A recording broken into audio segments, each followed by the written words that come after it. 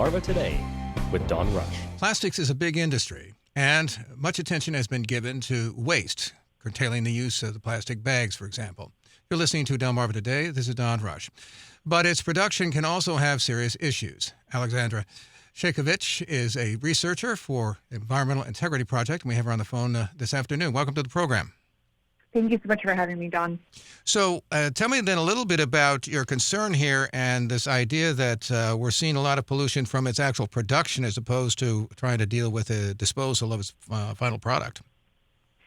Well, we just published a new report. It's called Feeding the Plastics Industrial Complex, and we found that billions of dollars in taxpayer subsidies are helping to fund dangerous and often illegal pollution with little consequence. Our study took a look at 50 plastics plants that were built or expanded across the U.S. since 2012 and found that two-thirds of them received taxpayer subsidies totaling around $9 billion, but that 84% of them violated their pollution control permits in the past 3 years.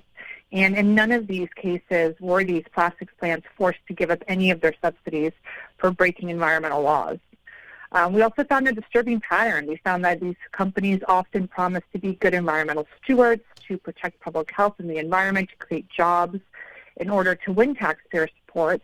But, once the subsidies are in hand and their construction permits are in hand, oftentimes they fail to keep their promises by releasing illegal pollution during malfunctions, breakdowns, and other pollution events that harm nearby communities.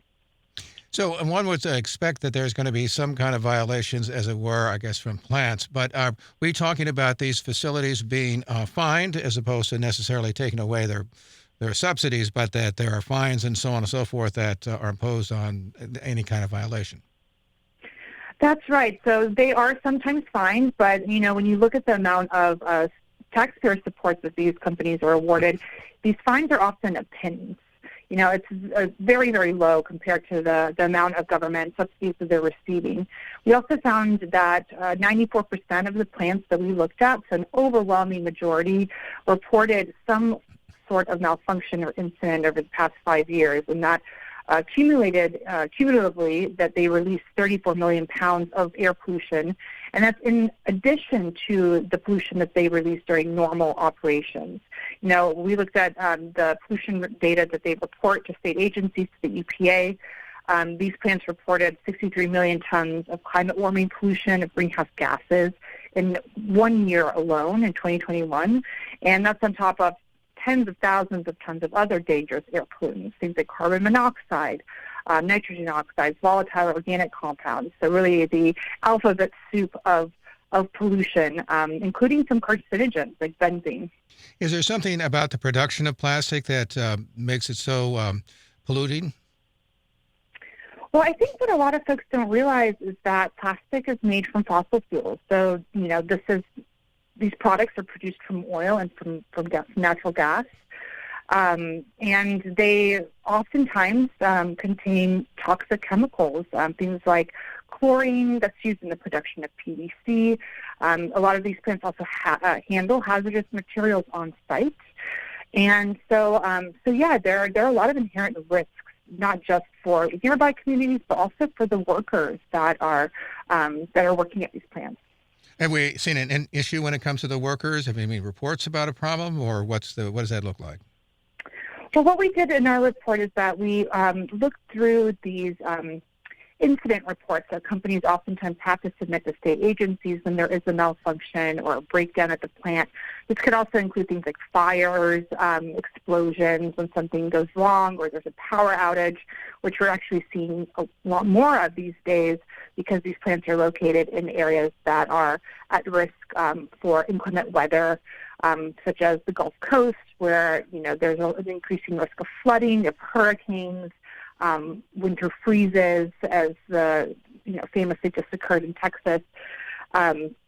So these companies are required to submit reports to state agencies, and when we looked through those reports, we did find a lot of instances where workers were injured, where they went home with third-degree burns, or again, they're handling dangerous chemicals, corrosive chemicals. So there's certainly some risk and danger involved with the production of plastics.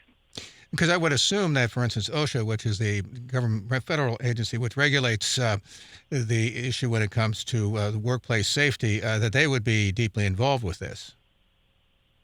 That's right. And I think, I'm not exactly sure about OSHA's role in all of this. I know they certainly do play a role. That's not something I'm familiar with, and I'd love to get back to you about. But, what we found when we looked at all of this data is, again, companies promise to create jobs, and oftentimes policymakers and communities and labor rights organizations as well, they're really quick to agree. And so these plans oftentimes move forward, and they're subsidized heavily with taxpayer support, all in exchange for the promise of creating jobs. Now, the other issue that you point to is that some of these plants are actually near communities of color, particularly the Hispanic community, the Black community. What is the situation with that? Yes, unfortunately, this is not a new trend, but we did find that when we looked at populations living within 3 miles of these 50 plastics plants, that an overwhelming majority, so more than 2/3 or 66% of the people living within 3 miles of these 50 plants or people of color. Again, this unfortunately is not a new trend. Oftentimes it is minority communities and communities who are less economically privileged are unfortunately the ones that often bear the burden and the disproportionate burden of industrial pollution. So it's not just plastics plants. Oftentimes these plants are clustered together. They're near other sources of pollution like refineries or other industrial sites. And unfortunately, it's oftentimes our most marginalized communities that really bear the burden of that pollution that they emit. So in terms of looking forward, I mean, is this just a matter of say, greater regulation or greater fines or something to crack down on these kinds of pollutions? Well, our report highlights a few policy recommendations. The first being that, we really don't think that taxpayer subsidies should be awarded to plants that can't obey the law. We think that subsidies should be tied to environmental compliance, and that companies that do repeatedly break the law and violate their pollution control permits, they should not be rewarded with taxpayer support and taxpayer money. We're also advocating for other reforms, including strict permit limits and outright denial for single-use plastics.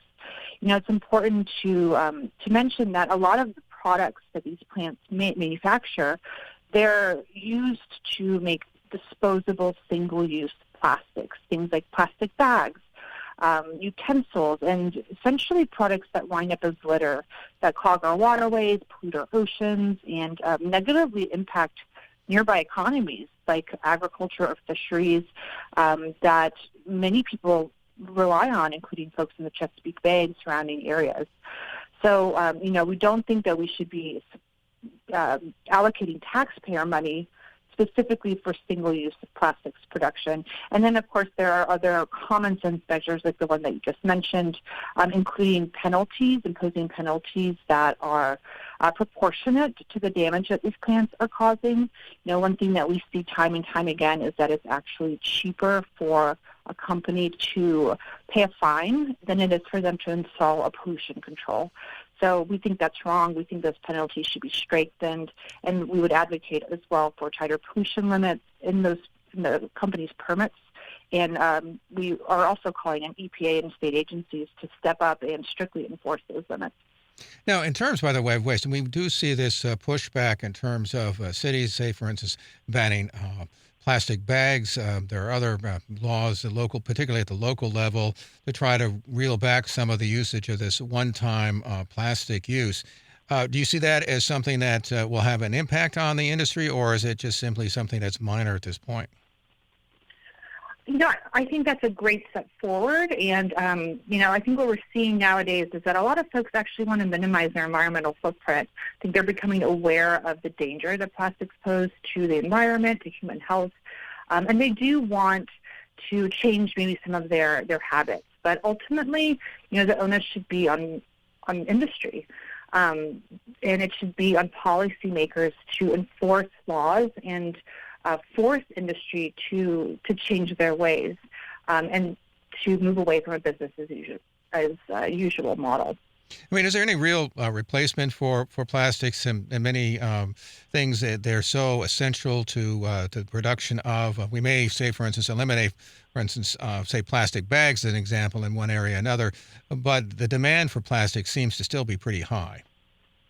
You're right, and the demand is high. However, in the United States, because we're a very developed economy, what you're actually seeing is demand is relatively flat. A lot of these plastics are being exported. The demand that we're seeing and the growth that we're seeing is oftentimes in other countries like India and China, where you have a lot more population growth and other economic factors that are contributing to those macroeconomic trends, which are honestly pretty predictable. I think you raised a great question, what's the substitute for plastics? And it's really important to mention that some plastic is, maybe necessary to manufacture critical products like medical equipment, for example. But overall, what we know from looking at the data is that there is more than enough capacity, plastics manufacturing capacity, currently operating or under construction in order to meet demand for critical plastic products. And go ahead. Sorry, go ahead. I was just going to say we've also got a lot of capacity proposed. So our report highlights 10 new plants, 23 expansions at existing plants that would significantly increase capacity to manufacture things like ethylene and other products that are used primarily in single-use plastics production. Because one of the observations that we make is that plastics seem like, as indeed fossil fuels, seems like it's such a useful substance and very flexible, very pliable in terms of the kinds of uses that, for instance, we put it through. That's certainly been the case with fossil fuels, where gasoline, at least at this point, it certainly is a lot more portable and so on. We see that kind of attraction to the production and our living, as it were. And it seems to me that plastics has that same attraction of being so versatile in terms of its use. Well, it is a versatile product, and certainly fossil fuel companies are relying on plastics and plastics demand as a critical lifeline for their survival.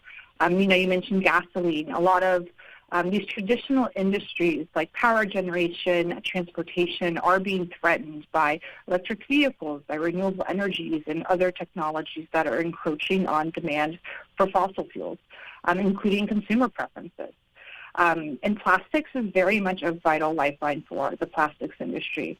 I think it's a difficult question, and certainly there are some benefits to using plastics. And, again, I mentioned medical equipment, contact lenses, PPE. There are certainly some critical uses for plastics. But oftentimes what we're seeing manufactured are disposable single-use plastics that do have a substitute or, may just not need to be manufactured at all.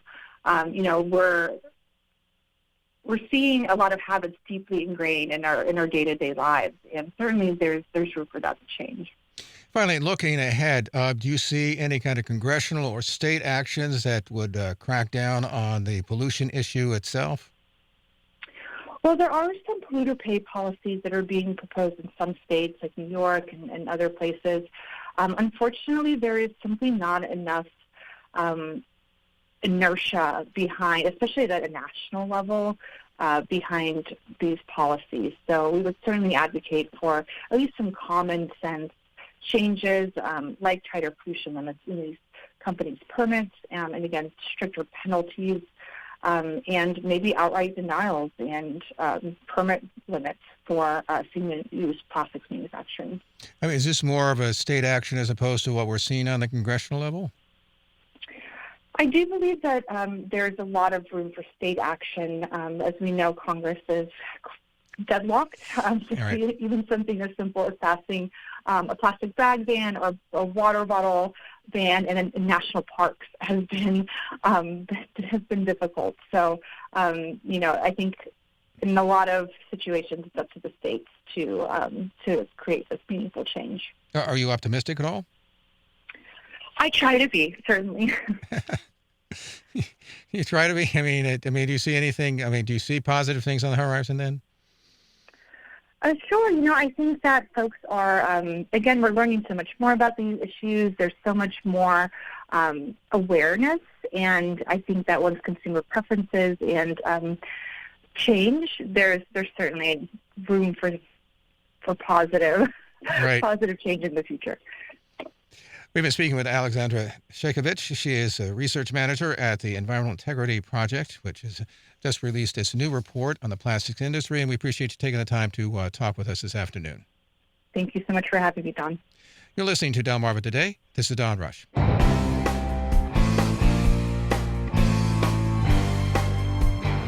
Delmarva Today with Don Rush. Shelbyville looks to impose a 2% rental tax. Federalsburg issues an apology for voter discrimination against the African-American community.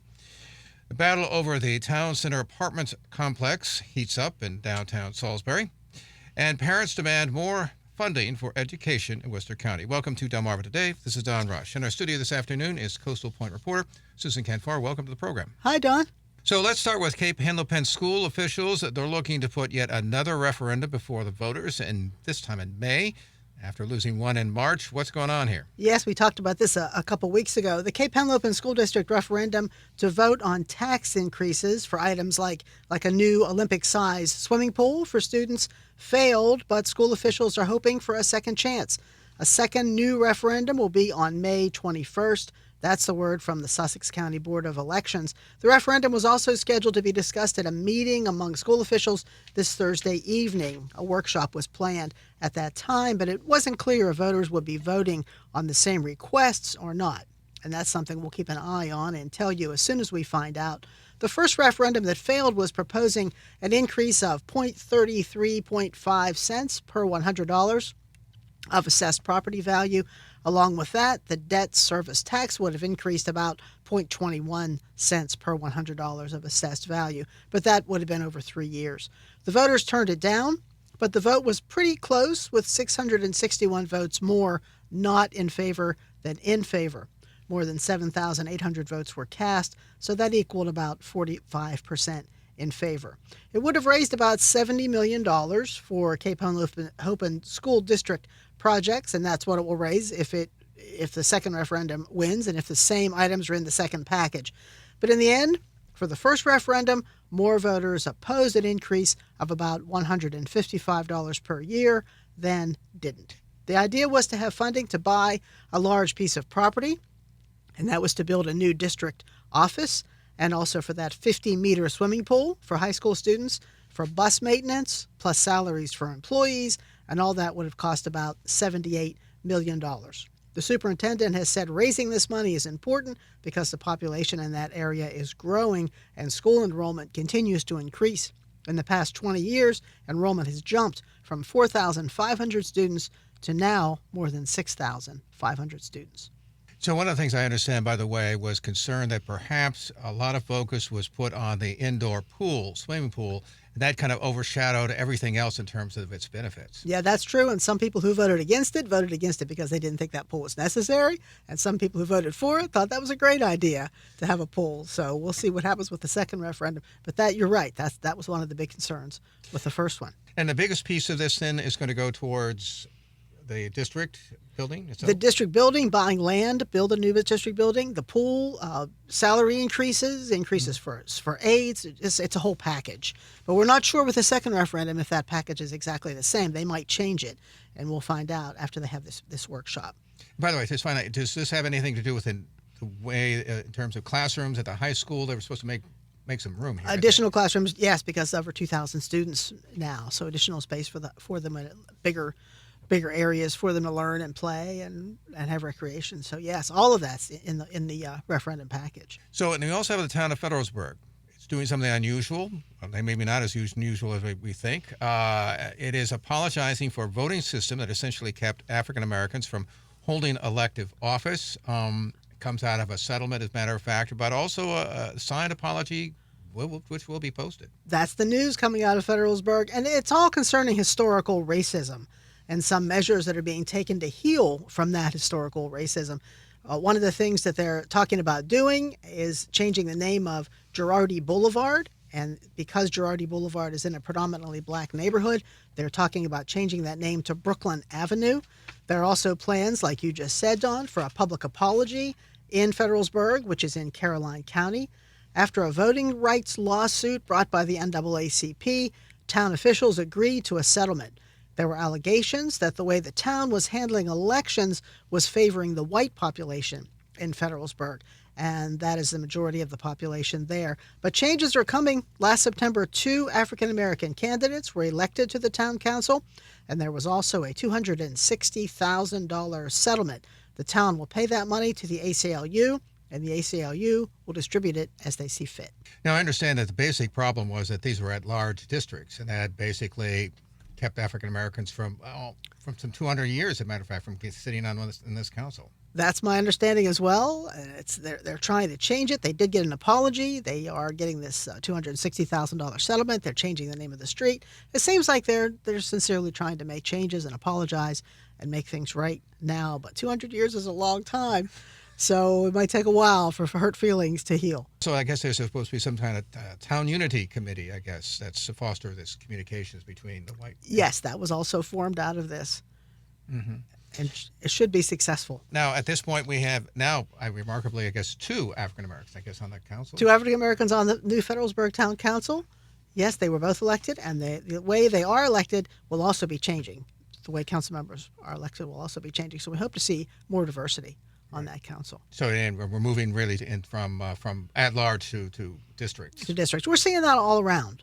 Seeing that in Delaware, too, where I mostly am. We're seeing fewer at-large districts and more district voting as the population grows. The population's growing at a fairly fast clip, I would say. In Delaware, like crazy. Yeah, I'm not sure about Federalsburg. That's a smaller town. But in Delaware, the population is growing. It's just doubling and tripling everywhere. And you can tell by the traffic, and you can tell by the lack of housing and the traffic, and the infrastructure just can't keep up with the number of people that are moving in so quickly. Everybody wants to live near the beach. I guess so. Also at Selbyville, we've been looking at a 2% gross receipts tax. Yes, a new tax will be collected in Selbyville. They won't start collecting it until early next year, next February. It was imposed this week. The Selbyville Town Council amended the town code to impose a 2% gross receipts tax, and that's a tax on all rental income. That'll include rooms, rooming houses, boarding houses, bed and breakfast inns, cottages, cabins, houses, duplexes, apartments, stores, garages, and warehouses, and even commercial buildings. That's the long list of rentals that the town read when they voted Monday night unanimously to pass this tax. The town administrator is Stacy Long. She was telling the council at the meeting Monday night that 2% seemed to be about the average tax imposed in area towns. She did a little poll and found out that 2% is average, and it's also the lowest. So she was happy to say that Selbyville has the lowest. If we have to have a new tax, at least it's one of the lowest ones around. She didn't know yet how much the town is going to realize from this new tax, but she did say Selbyville has about 140 rentals, and that new income tax will offset the cost of code inspectors who conduct inspections. It will take effect in January next year, and then the town will start collecting that tax in February 2026 to give the people who own these rental properties a year to get the money together. And then it'll be collected every year after that, every February after that. Mayor Rick Duncan is the mayor in Selbyville. He likes the idea. He said that new tax is needed. He said the town is seeing more uncontrolled bed and breakfast inns and more overcrowding in rental units, and that Selbyville cannot survive by going backward. But as it grows, and it is rapidly growing, it must keep moving ahead. So like it or not, there's another new tax. By the way, any pushback at all from the local folks in terms of the people who own these small things? Not at the meeting Monday night. No, nobody said anything Monday night. We might see more as they have a chance to think about it and come to more meetings. They meet once a month. But I didn't hear any opposition. They've been talking about it for a few weeks now. For a few months now, actually, so it didn't come as a big surprise. And I understand, for instance, Rehoboth had, I guess, recently increased its rental tax, I guess, to cover a $4 million gap, I guess, in its budget. So yeah, we talked about that. Things are going around. A couple of weeks ago. Yeah, well, there's a lot of infrastructure needs to be upgraded and updated in all these small towns and even bigger towns like Rehoboth. So that's where the money is needed. Now in Selbyville, it's going to pay for the inspectors who go in and make sure that these places that they rent are safe for the renters. So you also have this mandatory health insurance, retirement insurance for businesses. What's going on with that? The state of Delaware is increasing the cost of health insurance for state and town employees who are on that plan. Some town employees in some towns can get on the state health insurance plan, and that's the case in Ocean View. At a recent Ocean View Town Council meeting, while they were working on the FY25 budget a month or so ago, the town manager, Carol Hauk, mentioned that a 22.8% increase in the insurance premium was expected. But as it turned out, the increase is closer to 27%. She told the Ocean View Town Council that the town staff, while they drafted the budget, budgeted for 22.8%. After they heard about the increase, she said it isn't yet known which health insurance plans employees will choose, so the town expects to be able to absorb the extra cost. She said she shared the town's concerns about the increase with legislators and asked them to contact the town to see if anything could be done, but nothing yet. And meantime, I looked on the www.delaware.gov website page under benefits, and that page says this increase is coming, whether the legislators like it or not, because the State Employee Benefits Committee and the subcommittees reviewed how they were going to solve the FY25 deficit. And they talked and met and decided that a 27% increase is what they have to do. They said that if they don't do that, lawmakers are going to have to find $232 million somewhere to cover deficits. So this is where the money will come from.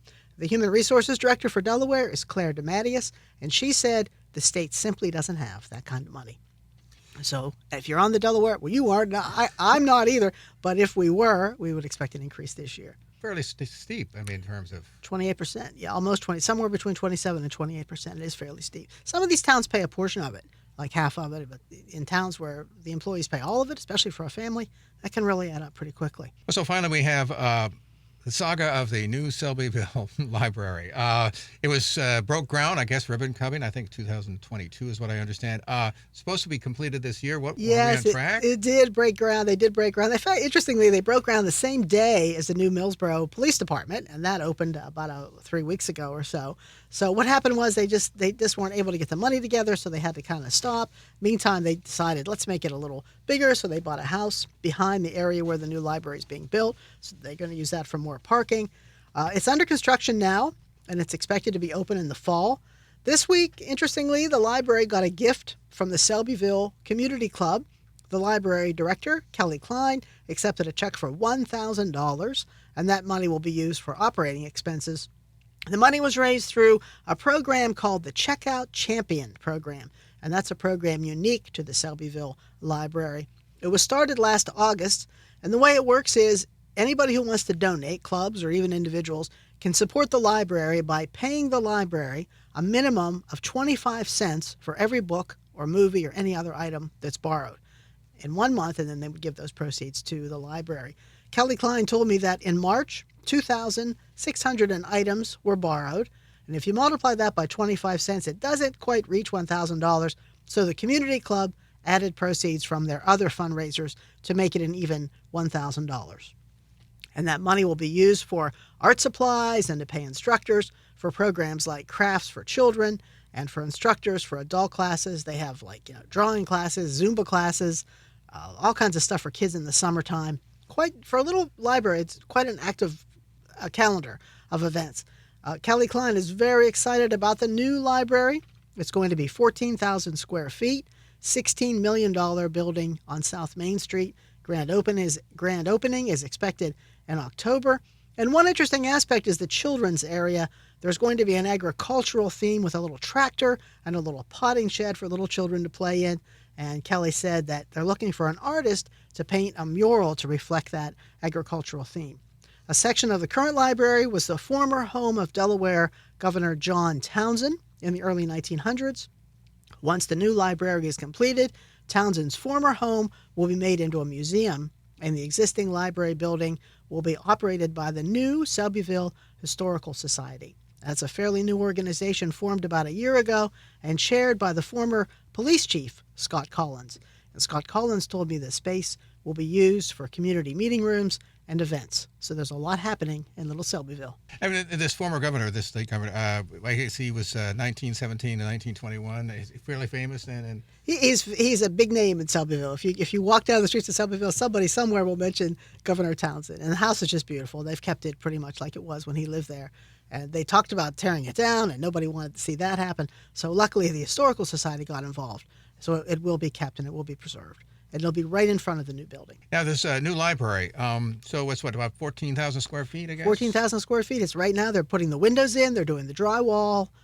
They're doing some other work outside, some landscaping work outside. It should be a really nice building. It's going to be in shades of like neutral shades and inside grays and greens to kind of pick up the colors that are in their logo. And then the outside will be white and maple with a maple finish. And they're going to try to pick up some of the colors in that old Townsend building to reflect that building as well. Hey, have you been around there? Have you yes. looked at it? What is it like to walk through there? I mean, Well, the new one, of course, is just, New you one, can't yeah. go into that one Not yet. They quite have yet. fences all around it. But the old library, I spent quite a bit of time in that one. what was that like? I mean, It's an older building, but it's very quaint, and everybody's so friendly in Selbyville. And that's where the student art show is every year.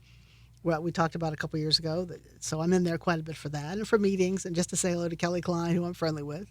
When I go to Selbyville, which I cover, I'm there quite a bit. Nice. It's a cute little library. But this one will be more modern, bigger, more upgraded with all of the latest technology. So I'm looking forward to being in that one too.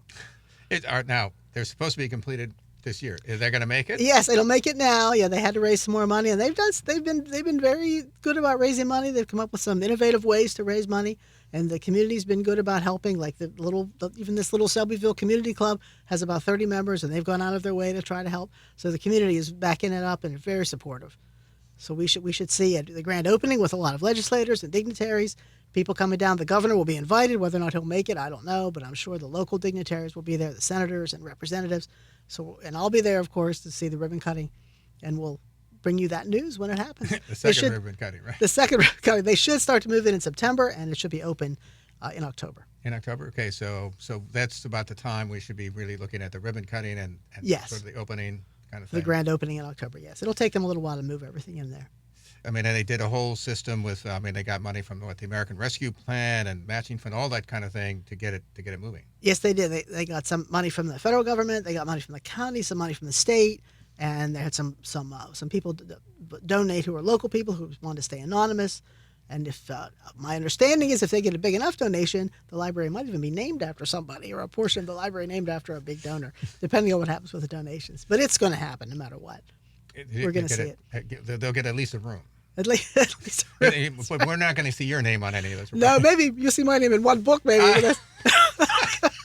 That'll be about it. We've been speaking with Susan Canfora. She's a reporter for Coastal Point. Appreciate you stopping by and chatting with us Thank you, this Don. afternoon. You're listening to Delmarva Today. This is Don Rush.